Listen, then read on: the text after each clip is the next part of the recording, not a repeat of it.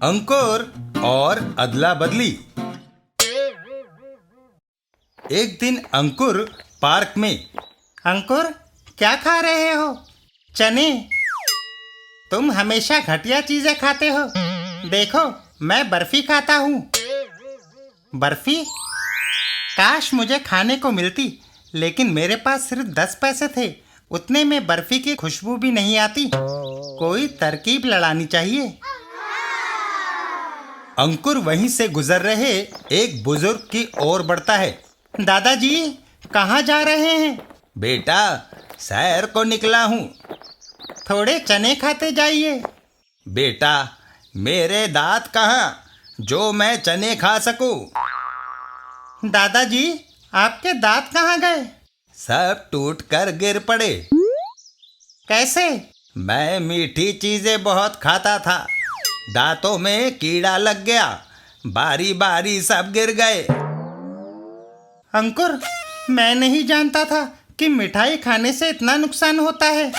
क्यों नहीं तुम मेरी बर्फी अपने चने से बदल लेते हैं? तुम कहते हो तो बदल लेता हूँ। अंकुर चने बदल लेता है।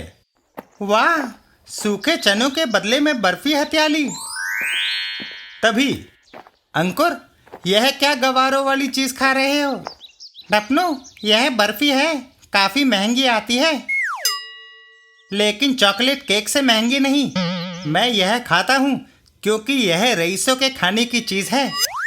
काश मेरे पास बर्फी नहीं, केक होता। चॉकलेट केक खाने का कोई उपाय करना चाहिए। तभी उसकी नजर वहां से गुजरते एक आदमी पर पड़ती है। भोलू पहलवान, तुम सचमुच काफी वजन उठा लेते हो। यह कुछ भी नहीं, मैं इससे 2 गुना वजन उठा सकता हूँ। पहलवान, तुम में इतनी ताकत कहाँ से आई? मैं हर रोज खोया खाता हूँ। खोया शक्तिवर्धक होता है। बर्फी भी तो खोए से बनती है। बिल्कुल। अंकुर, मैं भी भोलू जैसा बलवान बनना चाहता हूँ। क्या तुम बर्फी मेरे केक से नहीं बदल सकते? कमाल है। तुम कहते हो तो ले लेता हूँ। अंकुर केक ले लेता है। दिमाग हो तो आदमी क्या हासिल नहीं कर सकता। सूखे चने खरीदे थे और खा रहा हूँ चॉकलेट केक। उसी वक्त मिंकी वहां आती है। मिंकी, तुम्हारे पास अंगूर? हाँ, अभी घर से ला रही हूँ। लगता है मेरी किस्मत में ताजे अंगूर खाना लिखा है। अगर मैं थोड़ी चालाकी से काम लूं तो केक से अंगूर बदल सकता हूँ। अबे क्या करता है? मिंकी, मैं सिद्ध कर सकता हूँ कि लड़कियों के लिए केक खाना अंगूर से अधिक फायदेमंद है। अबे मत कर, तुम्हें सिद्ध करने की जरूरत नहीं। तुम केक के बदले में इन्हें ले सकते हो। अंकुर और मिंकी अदला बदली कर लेते हैं। ये तो गया काम से। वाह, केक सचमुच स्वादिष्ट है। इधर अंकुर, आ थो थो थो, खट्टे अंगूर।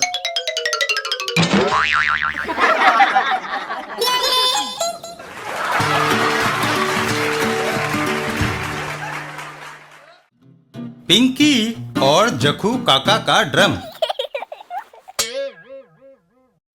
एक दिन शहर के एक कोने में, ओह, बड़ा भारी है ये ड्रम। तभी पिंकी वहां आती है। जखू काका, इस ड्रम में क्या है? तारकोल। पहाड़ पर एक सड़क बन रही है, इसलिए इसे ऊपर पहुंचाना है। इसे ऊपर पहुंचाने का तुम्हें क्या मिलेगा? 5 रुपए। लेकिन इतने भारी ड्रम को ऊपर पहुंचाने में मेरा दम निकला जा रहा है। हिम्मत न हारो, ये ऊपर पहुंच ही जाएगा। थोड़ी देर में जक्खू काका ड्रम को काफी ऊपर ले आते हैं। जक्खू काका, अब तो ड्रम ऊपर पहुंच गया है। 5 रुपए का क्या लोगे?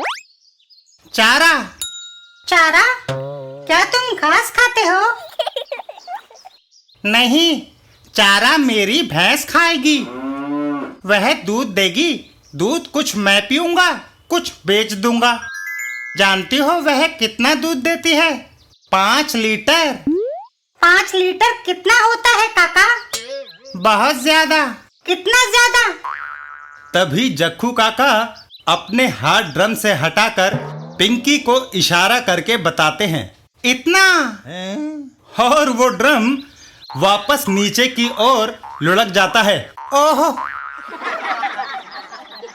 पिंकी और जक्खू काका, सारा दूध बह गया।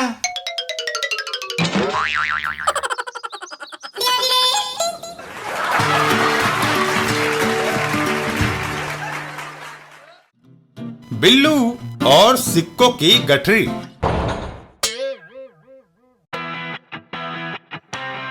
बिल्लू का म्यूजिकल शो, भूख से आजादी, अफ्रीकी सूखाग्रस्त सहायता कोष, बिल्लू का म्यूजिकल प्रोग्राम के बाद, गब्दू यार, सहायता कोष में ज्यादा धन इकट्ठा नहीं हुआ। ढेर तो काफी बड़ा है बिल्लू, सारे सिक्के हैं। गठरी जरूर बड़ी दिखाई देती है, लेकिन कुल मिलाकर सारे सिक्के 10,000 रुपए के भी नहीं होंगे। मेरी इच्छा थी कि 50,000 रुपए इकट्ठे करके हम यूनिसेफ को दे देते। अब ये बोझ उठाए फिरते रहो। तभी, लाओ, बोको तुम्हारा बोझ हल्का कर देता है। नहीं, ये धन अफ्रीकी बच्चों की मदद के लिए है। ज्यादा मुंह चलाया तो। और बोको फायर कर देता है। भागो! बिल्लू दौड़कर एक मकान के अंदर घुस जाता है और दरवाजे को बंद कर लेता है। वह लुटेरा पीछे लगा है, अंदर से दरवाजा बंद कर लेना चाहिए।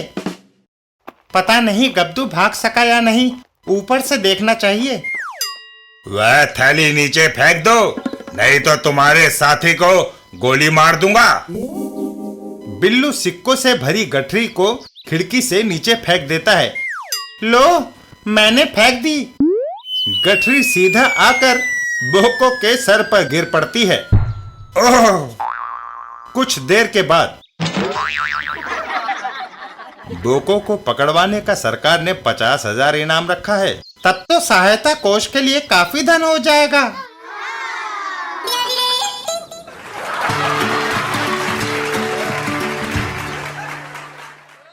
चाचा चौधरी और उस्ताद स्प्रिंग जंप। एक दिन शहर के एक कोने में स्प्रिंग जंप, ऐसा नाम तो मैंने कहीं नहीं सुना। धमाका सिंह, अगर तुम अंदर आओगे तो तुम्हारी हैरानी दूर हो जाएगी। उस्ताद के जूतों में स्प्रिंग्स लगे हैं। कमाल है। अगर किसी ने किराएदार से मकान खाली कराना हो, किसी से पैसे वसूल करने हो या किसी के हाथ पैर तोड़ने हो, तो उस्ताद वह काम फौरन कर देते हैं। अच्छा, जरा प्रदर्शन करके दिखाओ।